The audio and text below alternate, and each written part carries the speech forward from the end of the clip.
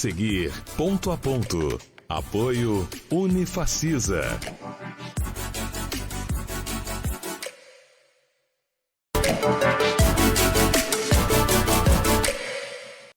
Um abraço para você que acompanha a partir de agora o nosso Ponto a Ponto.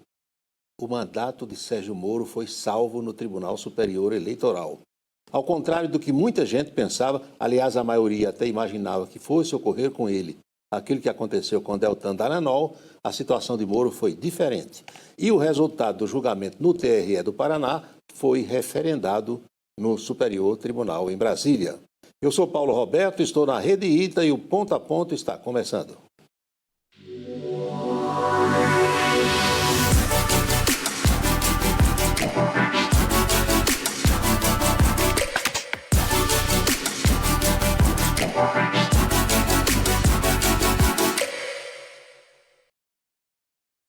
Nós convidamos para a entrevista de hoje a vereadora do PCdoB de Campina Grande, Jo Oliveira.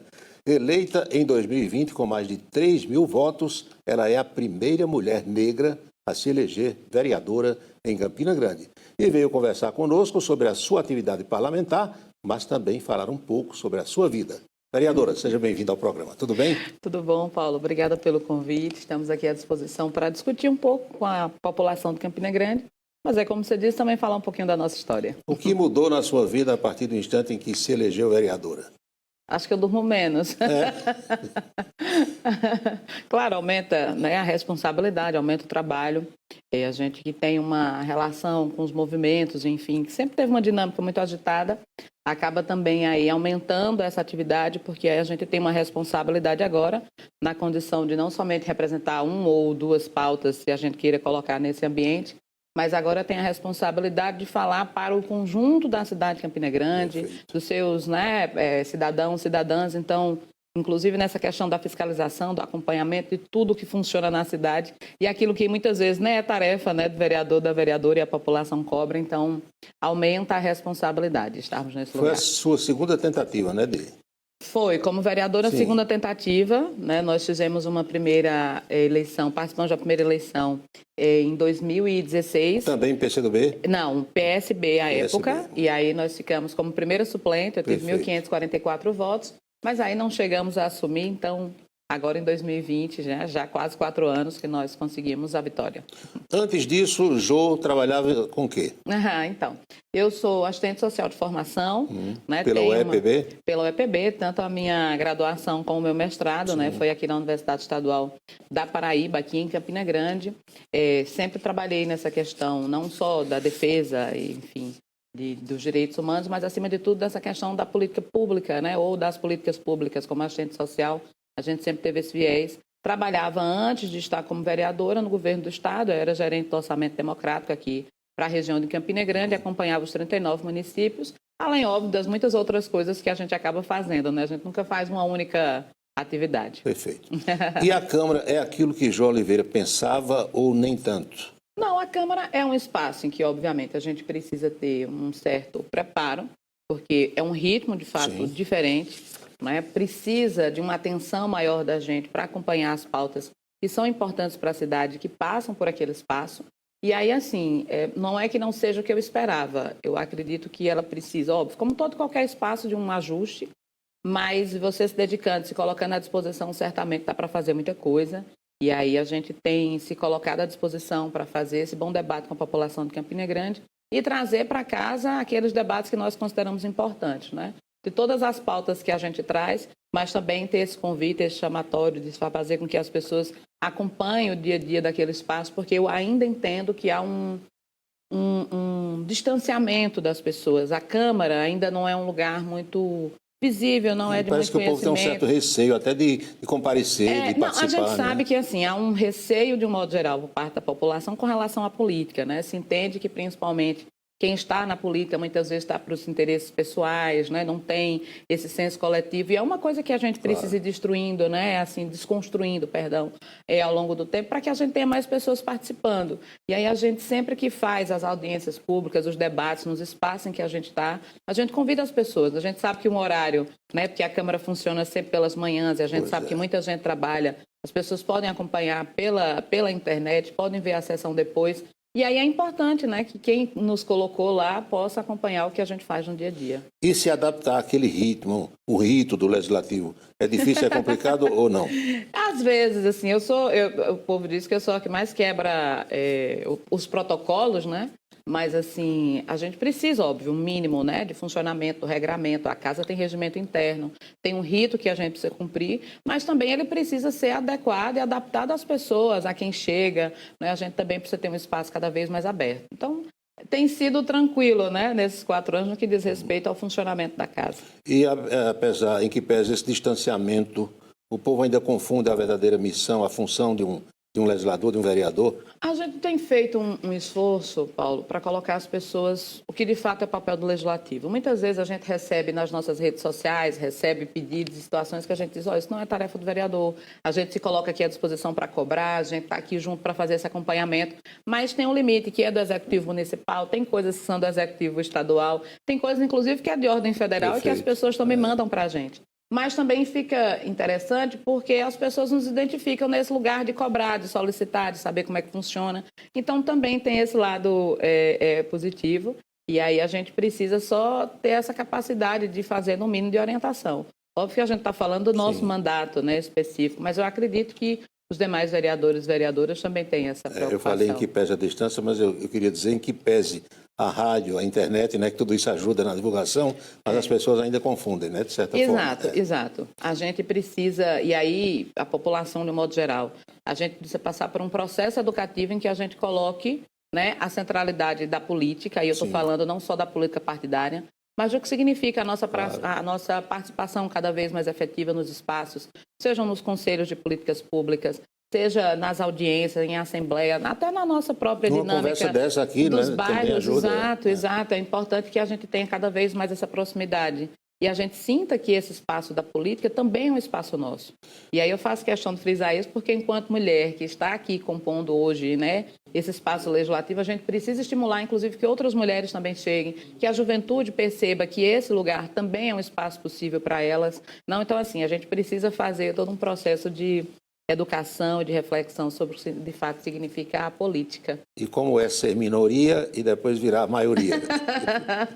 Volta e meia o jogo vira, né? Pois é. A roda gigante é maior, né? A cadeira que está embaixo daqui a pouco está em cima. São desafios distintos, né? No momento em que nós somos minoria, a gente precisa ter a certeza que não ganha no voto, infelizmente, mas que a gente faz o debate, que a gente faz a construção, que a gente pontua aquilo que é importante, seja em um determinado projeto, seja, enfim, nos temas que estão em pauta nesse momento, né, na Câmara de Vereadores, e que a gente, inclusive, nunca deixou de fazer.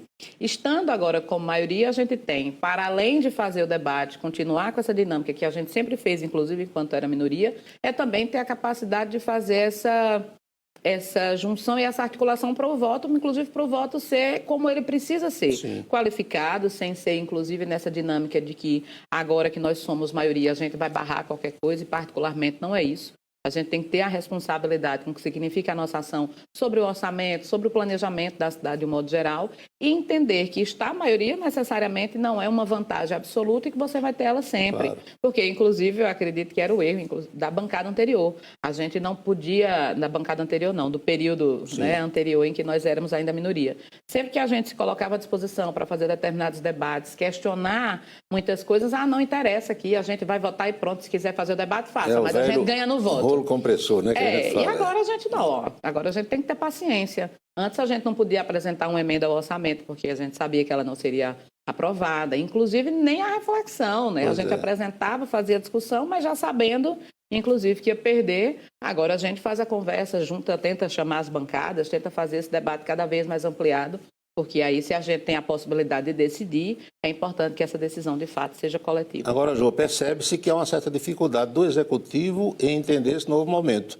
Ou é impressão minha? Eu acredito que a sua impressão é a impressão da cidade de um modo geral, porque, assim, estava se acostumado, como eu disse a você, nessa dinâmica de ser maioria, mandar as coisas, por exemplo, já teve situações na casa, na Câmara de Vereadores, para quem não sabe, de um projeto entrar na casa pela manhã, na mesma sessão, ele entrar como requerimento de urgência, vir para votação, ser autografado à tarde e ser publicado à noite. Então, assim, no mesmo dia você tinha uma série de ritos de um único projeto. Hoje a gente tem feito exatamente um caminho diferente. Ele tem que chegar na casa, a gente tem que fazer o debate, a nossa bancada se encontra, o que não há consenso entre nós, a gente junta o resto, né, dos demais vereadores, conversa com a presidência, tenta chegar num consenso, inclusive para que a gente tenha votação. E aí não é a birra, não é porque a oposição quer fazer um caminho diferente, quer mostrar força, quer medir força com o executivo, não. Eu acredito que o legislativo agora consegue pautar, de fato, o seu lugar.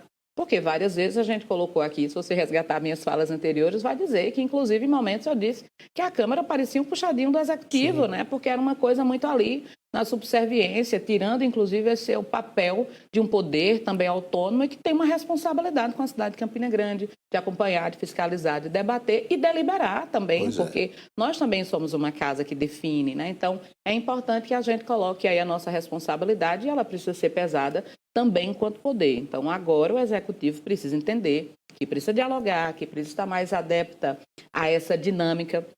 Não estou dizendo também que eles não estejam. Já teve momentos, né, recentemente, em que a nossa bancada chamou determinados secretários e a gente teve, inclusive, uma presença significativa de secretários que foram uma casa, que a gente discutiu o projeto ponto a ponto. Deram explicações, né, sobre porque, assim, para quem não sabe, ou pelo menos nunca viu, às vezes quando chega um pedido de suplementação, muitas vezes vem só lá o pedido e a ação. Um exemplo, ações para a Guarda Municipal. Mas o que é essa ação para a Guarda Municipal? O que é esse recurso? O que é essa fonte? Então, a gente precisa também entender minimamente o que é que está sendo movimentado dentro da estrutura do orçamento para que a gente possa saber se concorda ou não. E as emendas impositivas chegaram para que os vereadores tenham o direito de dizer, calce essa rua, faça isso aqui, não é? Exato, e é uma coisa que, assim, outras cidades já têm, inclusive João Pessoa, cidades como Patos, em outros espaços, e outras cidades país afora já têm, como inclusive a gente sabe que funciona desde que o mundo é mundo, por exemplo, né, no Congresso Nacional, que várias vezes a gente já teve situações aqui em que a própria prefeitura e outros gestores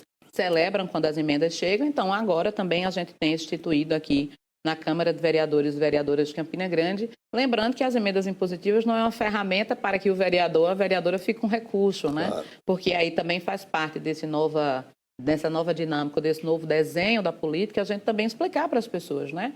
Que a emenda impositiva nada mais é que a capacidade que nós temos enquanto vereadores e vereadoras de alocar recursos dentro do próprio orçamento. Ninguém fica com dinheiro, mas a gente está fazendo essa movimentação. E a expressão impositiva vem exatamente, no porque aí o Executivo tem a tarefa de fazer. E aí eu até disse ao prefeito, no momento em que nós tivemos esse debate sobre as emendas impositivas, eu disse, isso aqui é inclusive um diagnóstico para a própria gestão.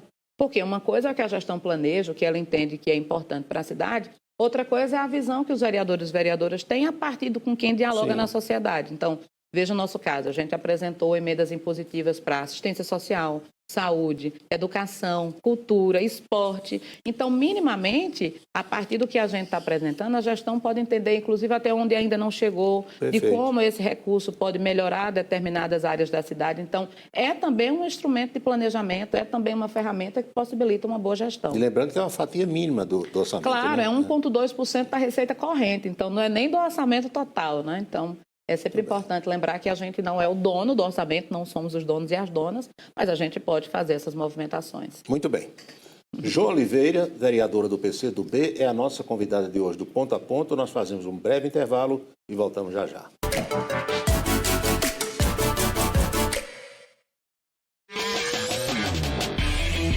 Fala, minha turma, neste sábado, 2 horas da tarde, tem Key Games e a gente vai conferir os destaques entre os lançamentos da semana, como Saga de Senua Hellblade 2, Paper Mario A Porta dos 1000 Anos e o jogo de tiro X-Defiant, o novo trailer de Multiversus, Call of Duty Black Ops 6 tem primeiro teaser revelado, DLC de Elden Ring ganha detalhes em trailer inédito. E foi lançado o capítulo 5, temporada 3 do Fortnite.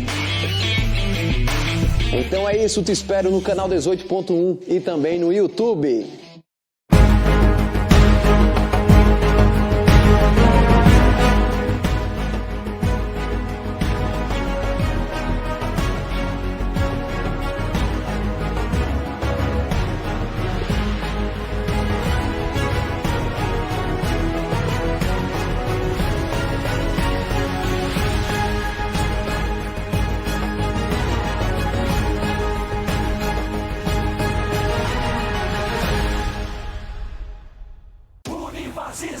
abertas as inscrições para ser aluno Unifacisa e estar em constante aprendizado. Envolvida em um ecossistema que transforma com inúmeras oportunidades que vão além das salas de aula. Com a nossa metodologia, você pode se envolver ativamente em projetos que impactam positivamente o bem-estar social.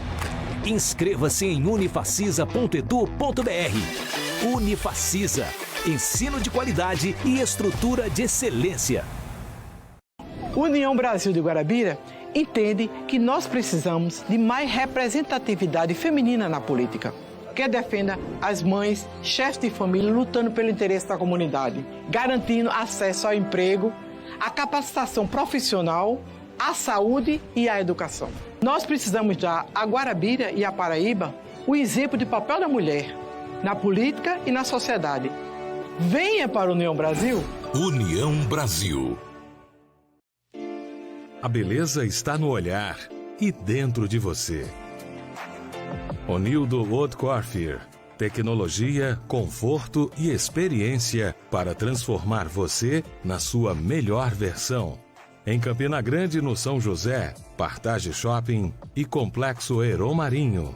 Em João Pessoa, no Manaíra Shopping. Há 40 anos, cuidando da sua beleza. Onildo Haute Coiffure. Em Campina Grande, quando a cidade precisa, a gente vai e faz. Foi assim na saúde. O Pedro I ia fechar, nós compramos, municipalizamos e ampliamos o hospital. Campina deu exemplo no combate ao Covid-19. Eu fui um dos acometidos pelo Covid, que é 11 dias entubado, mas o atendimento que eu tive no Hospital Pedro I foi um dos melhores que eu tive na minha vida. Muito obrigado, um abraço para o seu amigo Osmar. Não faltou coragem e, principalmente, solidariedade. Estava lá na UTI, estava na enfermaria, estava na UPA. Que o mês de junho é um mês de muita festa, isso a gente já sabe. Afinal, são 3 santos fazendo aniversário e o povo adora comemorar. E como bons nordestinos que somos, estamos de olho em tudo que acontece nas festividades. Seja no Parque do Povo ou em qualquer lugar onde a nossa cultura esteja presente. Então, quer nos acompanhar nesse passeio pela cultura popular? O Ita Junino mostra tudo pra você. Nosso encontro é de segunda a sexta, às 1h15 da tarde. Eu te espero. Apoio Cultural. Rei das Tintas Prime e Tintas Coral. Design Mall, o seu shopping. Viva o novo. Festa Brindes, a maior loja de brindes da Paraíba. Unifacisa, tradição, qualidade e inovação. O Boticário, onde tem amor, tem beleza.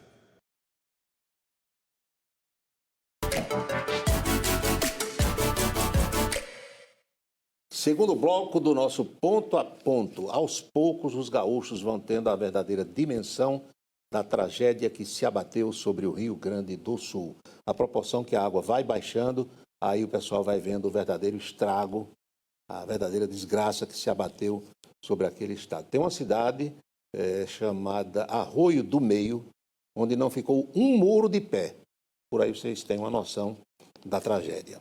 Incrível. João Oliveira, terrível, né? O que os nossos colegas do Sul estão vivendo. Eu fiquei, assim, em estado de... Você fica pensando, né? E se acontecesse aqui com a gente, né? Porque é uma coisa que, infelizmente, nós estamos sujeitos, né?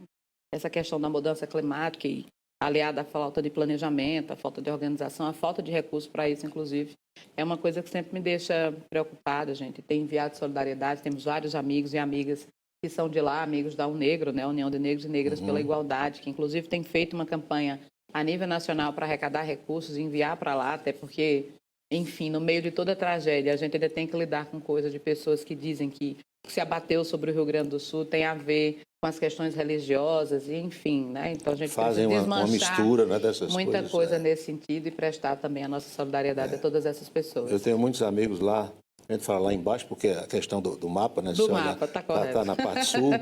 E viajei muito para ali porque eu era comerciante, um pequeno comerciante do setor de calçado, e tenho muitos amigos, gente inclusive que foi afetada, que a fábrica praticamente foi extinta com isso aí. Terrível. Sim, sim.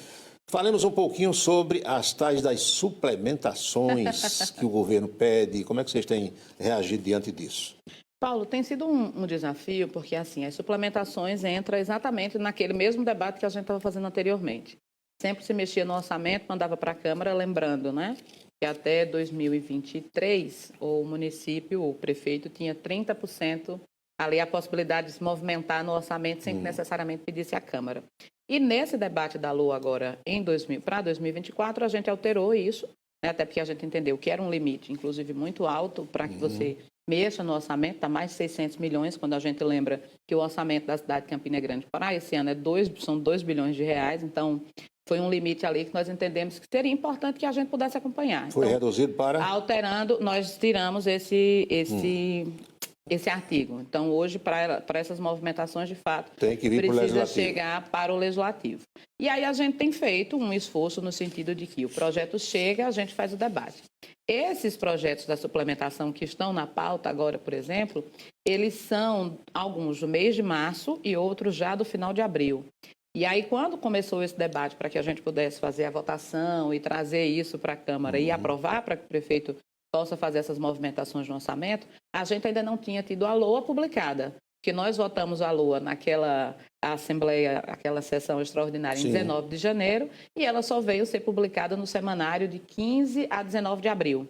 Então, veja, 3 meses depois foi que nós tivemos a publicação da peça. Então, muito que nós colocamos alguns desses projetos, além de não ter sido debatido e a gente não entender essa movimentação que está sendo proposta aqui, como era que a gente ia fazer a alteração em uma peça que ainda não tinha sido publicada? Foi a grande questão, inclusive, para que a gente pudesse votar.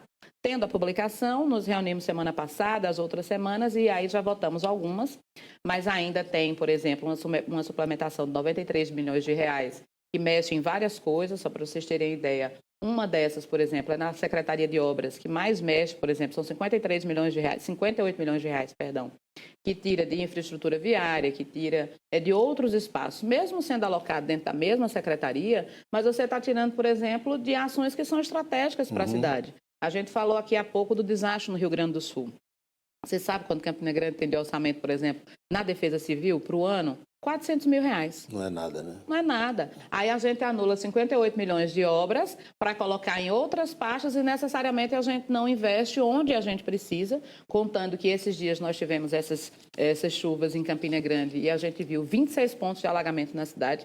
E aí eu fico realmente com muita preocupação. Como é que a gente está planejando o orçamento da cidade sem que necessariamente a gente tenha esse diagnóstico? E curioso é que esses pontos de alagamento são sempre os mesmos há muito tempo e ninguém conserta isso, é impressionante. E aí é onde entra exatamente uma coisa que não é só uma fala minha, mas da oposição de um modo geral, e quem tem o mínimo de conhecimento da cidade de Campina Grande nós não temos planejado essa cidade a longo prazo. Nós não temos um entendimento, inclusive, para onde essa cidade está crescendo, como é que a gente pensa ela, e o orçamento é uma expressão disso. Como é que em menos de 4 meses de funcionamento do município a gente já tem tantos pedidos de suplementação? E como é que vocês reagem àquela história de alguns secretários dizer, olha, se não suplementar, não tem farda, não tem lanche, não tem merenda. Aí joga. Eu gosto de responder essa parte, porque é o seguinte... Mas não houve esse tipo de argumento? Claro, e aí a gente sempre responde o seguinte, aí a culpa não é da oposição. Porque se você, como uma pessoa que cuida de um ambiente e sabe o que precisa para que ele funcione, você vai fazer as suas previsões. Você não vai depender que tenha um milagre de algum lugar para que você possa movimentar. Como nós em nossas casas, né? Você se Em casa a gente decide qual é o boleto mais urgente para pagar. A gente não decide. Do mesmo jeito tem que ser o município. Como é que você sabe que você vai ter entrando aluno na rede, da quantidade? Inclusive você pode fazer uma média de previsão de quanto vai aumentar a matrícula, de quantas pessoas você precisa aqui alocar, quantas contratações vão ser feitas, e você faz um planejamento. Inclusive para a compra do que é essencial, que é fardamento, que é merenda. E aí, esses dias, depois de todo esse debate em relação até à merenda, um secretário disse que pode ficar prejudicado o pagamento de servidores. Mas isso não tem nem debate, porque essa parte, inclusive, que não pode ser modificada no orçamento. Então, não dá para colocar na conta da oposição necessariamente a falta de planejamento que a gente vem... Mas você sabe que tem hora que alguém ouve isso e acredita, né, também? Claro, mas aí a gente está sempre à disposição aqui para colocar e dizer que, na verdade, não é isso. O que falta é planejamento mesmo. Como é que você está vendo essa polarização na política nacional? Isso é bom, isso é ruim? Tem os limites, né? A gente tinha um cenário muito difícil, né, com a última presidência. E aí eu faço sempre questão de frisar que muitas pessoas se sentiram autorizadas a expressar, né, aquilo tudo que a gente sempre fez questão de esconder na sociedade, né? Seus machismos, seus racismos, todas as coisas aí que, infelizmente, a gente teve com muito mais evidência nos últimos anos. E aí isso ainda hoje permanece, essa polarização. A gente imaginou que ela chegaria, que ficaria, mas não pensei que ela ficasse tanto tempo. E, infelizmente, do que a gente acompanha aí pelos cenários, a gente sabe que ela também não vai acabar tão cedo. A gente precisa ter saúde mental para sobreviver a tudo isso, porque não é uma dinâmica que é somente das redes sociais, isso está também no nosso ambiente doméstico, está no nosso ambiente de trabalho. Então, como é que a gente cria ambientes saudáveis nessa disputa? E, acima de tudo, a gente ter a capacidade de dialogar mais com as pessoas, sabe? De principalmente sair desse ambiente das fake news. A gente sabe que a polarização ela também acaba sendo motivadora desse tipo de contra-informação. Então, por isso que é importante que a gente tenha sempre a capacidade de dialogar, de saber direitinho o que acontece. Por exemplo, de novo, a gente pode citar essa tragédia do Rio Grande do Sul. Quantas coisas não foram utilizadas aí, inclusive, para fazer essa polarização, né? Para fomentar os discursos de ódio, para fomentar isso, aquilo que a gente nem precisaria. Nesse momento, a gente precisa de solidariedade, a gente precisa de entendimento entre nós nessa condição de humanos que nós somos e que tem acompanhado uma tragédia, e aí a gente sabe todos os discursos que geram em torno disso, e isso não se limita a esses momentos. Também chega na política, também chega nas nossas relações familiares, então a gente vai precisar ter cada vez mais discernimento para saber de fato onde está o melhor cenário. Isso impede o surgimento de uma terceira via?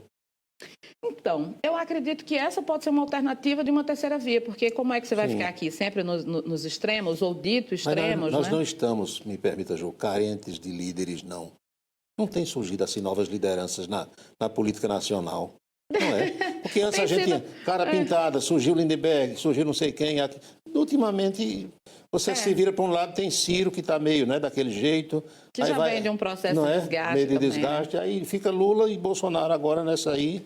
E cadê as lideranças novas? Eu sou muito esperançosa, sabe? Eu sou muito esperançosa. Eu acredito que a gente tem sempre essa capacidade de renovação. E aí não estou dizendo que essas lideranças sejam problemáticas. Sim. Mas até na capacidade também tem problema. Deixa eu me corrigir aqui. Mas também no sentido de que essas figuras também podem influenciar outras pessoas. A gente sabe, por exemplo, uma figura como Boulos, que hoje disputa esse espaço na... O próprio Tarcísio do outro lado, né? Então, assim, dentro das polarizações, a gente vai ter nomes. Eu acredito que a gente precisa fazer um movimento de empoderamento da própria população, da sociedade civil de um modo geral. A gente já teve isso muito mais forte, inclusive desses espaços surgiram muitas pessoas, né? Muita gente que hoje ocupa a política a nível nacional, nos espaços em que estão. Então, como eu estava dizendo, sendo essa criatura esperançosa, eu acredito que esse ambiente também permita que outras pessoas se coloquem, que a gente tenha mais a capacidade de ocupar esses espaços. Agora, é importante também que a gente faça um trabalho educativo, de estímulo, de formação, e aí colocar que esse ambiente da política precisa ser um ambiente possível para a diversidade de quem nós somos. Não dá para ser sempre as mesmas pessoas, aí eu concordo com você. Não dá para a gente pensar o cenário político... muito de famílias também, não né? dá para a gente pensar o cenário político em Campina Grande e ficar girando sempre em torno dos mesmos sobrenomes. Tem que ter um sobrenome famoso para poder... Né?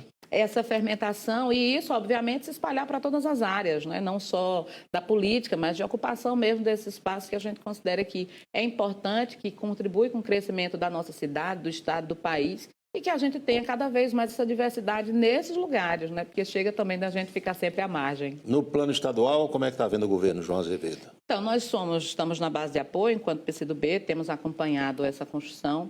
Eu acredito que a gente nunca sentiu o governo tão próximo como tem sido esse, assim, com relação a Campina Grande. Tem sido, inclusive, um censo, quando a gente olha o índice de avaliação, de aprovação do governador, né? Tem sido uma experiência muito importante. Então, eu acredito que dentro do que a gente sempre teve de polarizações ou de entendimento, principalmente quando a referência política não é de Campina Grande, eu acredito que a gestão João é uma das bem mais avaliadas nos últimos anos. Eu acredito que tem sido uma experiência positiva para a cidade, né? Seja do que o governo tem feito em relação às muitas coisas, mas principalmente a saúde, que é um gargalo na cidade, que a gente sente essa dificuldade no dia a dia quando dialoga com o cidadão. A gente percebe que as pessoas são referenciadas por muitos instrumentos que são do governo do Estado, né? Óbvio, tem uma vez ou outra que você vai encontrar problemas e afins, mas qual é a gestão também que não tem, né? Não existe sempre esse universo de paraísos, tudo, né? E o Fórum Pro Campina rachou mesmo? Não é que tem um racha no Fórum Pro Campina, né? O Fórum Pro Campina, ele surge com essa proposta de ser esse espaço amplo, né? Que seja também esse espaço de debates dos projetos que existem dentro do Fórum. A gente está falando de uma articulação de 8 partidos, né? Então, Aí já está uma diversidade, né? E uma gama, inclusive, de representações de nomes, como também não só de partidos, mas de movimentos, né? Então, a gente tem movimentos de juventude, movimentos ligados à defesa do campo, à defesa de política para as mulheres. Então, é um espaço, de fato, plural e diverso do que a gente acredita que deva ser a política e que tem, dentro desse espectro do que tem se colocado para a disputa política, apresentado alguns nomes. Que aí eu faço sempre questão de frisar, né? Nós apresentamos isso e, quando eu digo nós, eu estou falando dessa coletividade, desde julho do ano passado, que se apresentam os nomes que podem fazer essa disputa. O que eu acredito agora que é a tarefa do Fórum e das oposições que estão nesse lugar, porque aí a gente sabe que a oposição à atual gestão em Campina Grande ela é mais ampla, né? Mas falando especificamente desse local, que nós estamos chegando a um nível que a gente precisa afunilar de fato. Definir qual é o nome ou quais são os nomes que vão levar esse projeto enquanto Fórum Pro Campina para trazer esse debate para a rua, para apresentar um programa de governo que leve em consideração o olhar das pessoas dessa cidade que são afetadas pela ausência de políticas públicas. Então, estamos nesse momento aí de fermentação e de definições. Porque o que todo mundo diz é o seguinte, se a oposição se dividir realmente fica muito difícil. As eleições passadas nos dão, né, essa radiografia, né? De que a oposição sempre leva vantagem. E aí temos vários nomes que a gente está colocando para análise. Tem discriminação por ser uma mulher negra? Ainda existe isso? Muito. Sente isso? Sempre, todo o tempo. E reage de que modo? Não é diferente por estarmos na política, vai depender. Vai depender muito, né? Tem situações em que a gente é tão impactante que você paralisa. E eu digo isso para quem de repente esteja acompanhando e saiba que não saber como agir também faz parte disso. Mas, de um modo geral, a gente busca falar disso, a gente busca utilizar esse lugar que nós temos hoje, que é a tribuna da Câmara, ou espaços como esse aqui, para dizer, ó, não é normal, isso que acontece é crime, a gente não pode mais ser discriminado pelo nosso gênero, pela nossa cor de pele, isso não é um alvará de capacidade do que a gente sabe, do que a gente pode fazer, e que aí, por conta disso, exatamente, nós precisamos ser muito mais nesse ambiente para que mostre isso como um ambiente de naturalidade, né? Não dá mais para ser a primeira e a última ou a única mulher negra nesse espaço. A gente tem muitas outras mulheres com muito mais capacidades, a gente tem as juventudes aí no ritmo cada vez mais de formação de capacidade, então é importante que a gente tenha também mais sujeitos, mais corpos, né, se a gente pode colocar aqui também, que representem essa diversidade. Tiago avisou que está em cima da hora, mas ainda quero saber o seguinte, no seu modo de pensar, é mais fácil se eleger vereadora do que se reeleger? Então, nós vamos passar por esse processo, esse teste vem aí, né? Esse teste vem aí, então eu só posso responder depois. Mas, assim, tem sido uma tarefa também, mas a gente parte quando vem para uma primeira disputa, né, que ainda não tem ocupado espaço, a gente fala do que pode fazer. Nesse lugar agora de reeleição, a gente vai colocar para as pessoas de Campina Grande o que a gente fez, né? É também um momento de prestação de contas e saber se a população de Campina Grande vai aprovar ou não, né, a nossa movimentação. E para terminar mesmo, alguém lhe chama de Josilene? Só os de muito tempo, assim. Nem a mamãe?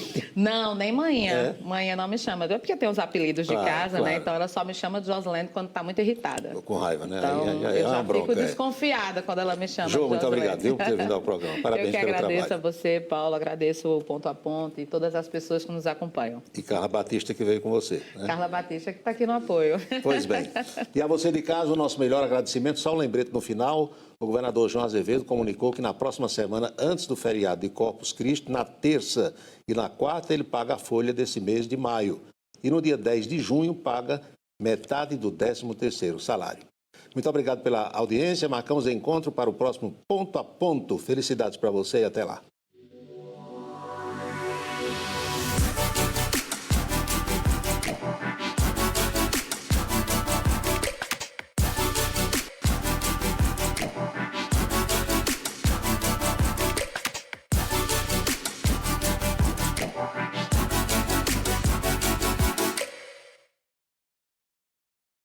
Ponto a Ponto. Apoio Unifacisa.